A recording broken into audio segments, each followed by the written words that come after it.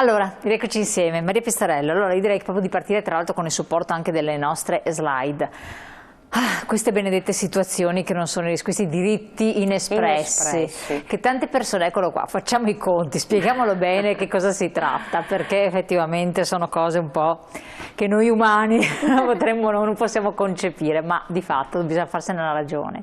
Ecco, noi li abbiamo chiamati diritti inespressi, vuol dire che sono quelli diritti di cui il pensionato, che il pensionato può rivendicare, ma non vengono riconosciuti automaticamente, anche perché non ci sono al momento dell'andata in pensione, ma maturano col maturare dell'età. E quindi l'INPS attualmente non li riconosce in maniera automatica, ma per averli il pensionato deve fare domanda, per questo li chiamiamo diritti inespressi. Noi dello SPI-CGIL, attraverso il controllo della pensione, riusciamo a controllare proprio la pensione per capire se la situazione reddituale del pensionato può dare corso a una domanda per il riconoscimento di alcuni di questi diritti. Allora noi già da qualche anno per i nostri iscritti possiamo scaricare dal sito dell'INPS la busta paga del pensionato, che tecnicamente si chiama modello BSM. C'è proprio questo accordo con l'INPS, visto che dal 2012 l'INPS non manda a casa più niente ai pensionati, quindi non hanno notizia, a meno che non siano provvisti dello SPID, della possibilità di collegarsi direttamente col sito dell'INPS, non manda a casa assolutamente più niente, però noi glielo possiamo stampare. Lo stampiamo, vediamo la situazione familiare, la situazione reddituale del pensionato e del coniuge, e da quello riusciamo a stabilire se ha diritto o no alla rivendicazione di diritti inespressi. Cosa sono i diritti inespressi? Partiamo da maggiorazione della pensione che di fronte a redditi bassi può essere richiesta dai 60 anni in su. Poi c'è l'incremento della pensione. Ecco, la maggiorazione della pensione, in che casi può essere richiesta? Nel caso cioè, ci sono delle situazioni? Sì, certo, dobbiamo trovarci di fronte a una pensione solamente integrata al trattamento minimo attualmente, che è di 524 euro mensili.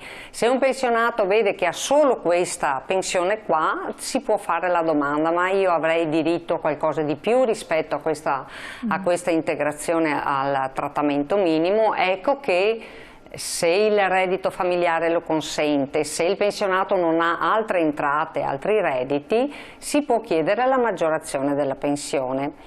Poi scatta anche con i 70 anni di età, ma può essere anche questa anticipata, scatta il diritto all'incremento della pensione. Poi c'è la famosa 14ª mensilità, la somma aggiuntiva, che viene erogata il 1° luglio, a partire dal mese di luglio di ogni anno, a coloro che hanno almeno 64 anni di età. Ecco che l'INPS in questo caso la riconosce in maniera automatica, ma talvolta ci è capitato, talvolta anche spesso posso dire, che non viene riconosciuta. Il pensionato, sapendo che ha il compimento del 64esimo anno di età, con un reddito da pensione e nessun altro reddito, oppure con un reddito da pensione e altri redditi che però non gli facciano superare la soglia di 1000 euro mensili di reddito, può avere diritto alla 14ª. Chiaro. Un attimo solo che leggo questa cosa qua, sì. Ricordiamo questa. Allora, carissima Elena, la seguo sempre con interesse, soprattutto per il servizio che fate per i pensionati. Abbiamo controllato per puro caso la pensione di mia madre e ora è stata integrata di 55 euro mese, che comunque fanno comodo, scrive Gianluigi. Sì, a proposito di quello che dice questo nostro telespettatore, nella campagna di controllo di pensione che stiamo facendo in provincia di Vicenza, noi la prima cosa che facciamo, scarichiamo la busta paga al pensionato, controlliamo come dicevo prima, ma su 100 pensioni che controlliamo, quasi il 22%, il 21,7% va bene, quasi il 22%, hanno dei diritti da esigere, quindi danno luogo alla ricostituzione della pensione. Per cui questo nostro telespettatori, insomma, rientra tra quei casi che noi poi portiamo avanti. Tra l'altro quando c'è il diritto c'è il riconoscimento dell'aumento mensile della pensione e poi si possono recuperare gli arretrati fino a 5 anni indietro. Ah, ecco, quindi c'è possibilità retrattiva. Certamente. Fino a 5 anni non si prescrivono, insomma, però bisogna andare a farsela controllare, vedere un attimo. Bisogna controllarla. Però il 20%, ecco. Più del 20% è tanto. Sì, è tanto, esatto. E questo ci dà molta soddisfazione. Vabbè, no, questo senza dubbio. Prima termino un attimo con l'esposizione di quelli che sono i diritti inespressi. Torniamo con le slide. Più che... Diceva però percepisce una pensione inferiore a 1.000 euro lordi al mese. Sì, la 14ª mensilità. Esatto. Poi c'è l'assegno al nucleo familiare. Molte volte per i pensionati è più raro il caso di presenza di figli minori, per cui adesso scatta l'assegno unico. Non mi soffermo su questo, ma potrebbe anche esistere questa possibilità. Ma soprattutto tra marito e moglie ci può essere l'esistenza dell'assegno al nucleo familiare. Molti non se ne preoccupano, non fanno la domanda perché magari pensano di non averne diritto. E invece, controllando le pensioni, abbiamo scoperto che ci sono molti diritti che non sono stati richiesti proprio per quanto riguarda l'assegno al nucleo familiare. Torniamo sull'assegno al nucleo familiare, un attimo che leggo questo, mi fermo. Ogni venerdì vi seguo sempre e mi date sempre tanti suggerimenti. Sono una nonna molto attiva di 78 anni, vedova ma molto felice con i miei nipoti, Franca. Ecco, che dà un po' di soddisfazione. Bene. Assegno al nucleo familiare. Il nucleo familiare è quello che vi anticipava Rosanna prima, molto importante, in presenza di una persona non autosufficiente con insomma una invalidità al 100% e titolare di una pensione di reversibilità, questa persona può ottenere l'assegno al nucleo familiare per se stessa. Sembra un controsenso, no? Perché il nome stesso lo dice, ma invece il pensionato singolo invalido al 100% con pensione di reversibilità ha diritto all'assegno per se stesso, quindi anche su questo fronte ne abbiamo trovati e qui si tratta, siccome i livelli di reddito a cui stare dentro sono elevati, si tratta di avere anche nella maggior parte dei casi 52 euro al mese in più, il che non è assolutamente da buttare via. Forse era questo anche il caso. Forse era il caso. Esatto, l'assegno familiare normalmente, perché dicevate anche tra coniugi, cosa vuol dire quando viene in presenza di due coniugi? Sì, viene riconosciuto in base a dei livelli di reddito. Allora, entrambi i redditi, sommando i redditi di entrambi i coniugi, non devono superare un certo livello e ci sono 5 scaglioni di reddito, per cui si parte da 50 euro per dire, 46 euro al mese di assegno al nucleo familiare e si decresce proprio con l'elevarsi del reddito. Poi a un certo punto non se ne ha più diritto. Il controllo ci permette di capire se, visti i redditi posseduti, si ha anche il diritto all'assegno al nucleo familiare. Che quindi è sempre un'integrazione importante. È un'integrazione importante, anche qui vengono riconosciuti poi gli anni gli arretrati. Si possono cumulare 14ª assegno familiare di integrazione? Certamente, non c'è nessuna preclusione, no, quindi no, queste voci qua, quindi tante volte potrebbe essere che diventa una somma anche interessante tutto sommato, certo, a parte che sono sempre cifre interessanti quando si parla di pensioni. Sì. Poi c'è un'ultima, qui non è ricompresa, c'è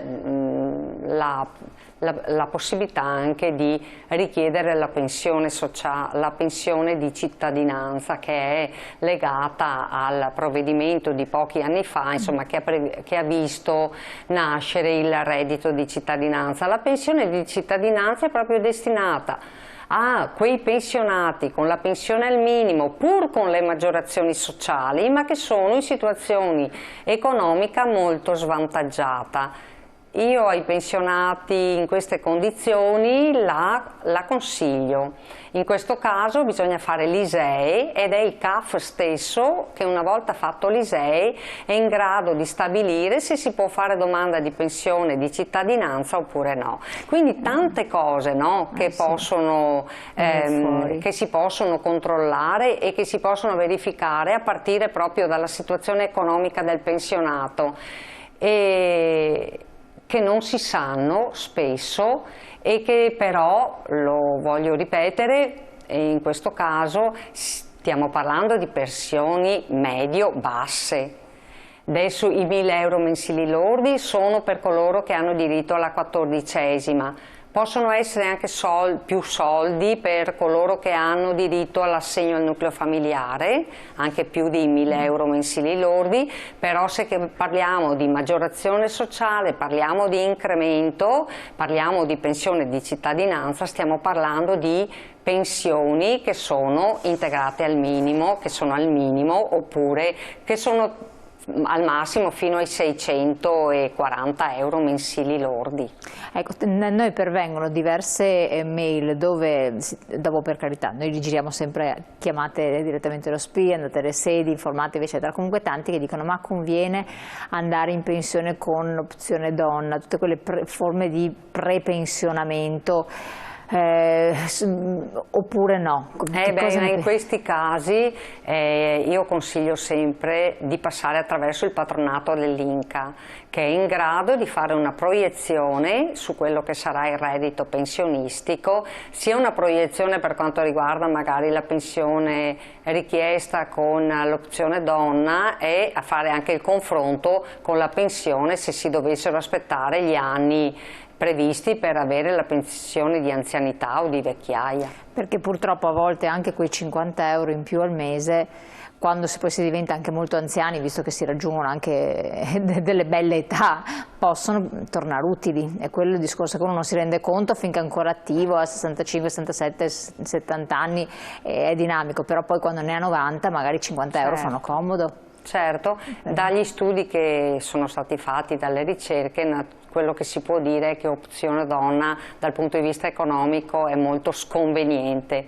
non conviene assolutamente. Infatti volevo chiedere questo, perché l'avete detto più volte. Questo lo posso dire, vero Rosanna? Sì, si può dire tranquillamente. L'avete detto tante volte, ma il 30% di perdita, per cui è una scelta soggettiva. No, è bene saperlo, è bene saperlo che c'è una perdita, perché molti non ne hanno piena contezza di questa cosa. D'altra parte, se vai con 35 anni di anzianità, no, e con 62 anni, ti mancano degli anni. Certo, no, bisogna fare delle valutazioni, è giusto, non si può rischiare, perché dopo ci si pente. Lo stesso dicasi anche per altre quota 100, cos'è, 101, 102 adesso? Adesso 102. Dopo ne parliamo un attimo, accenniamo, che altri anche là ci hanno chiesto. Pubblicità, pochi secondi, poi ritorniamo insieme.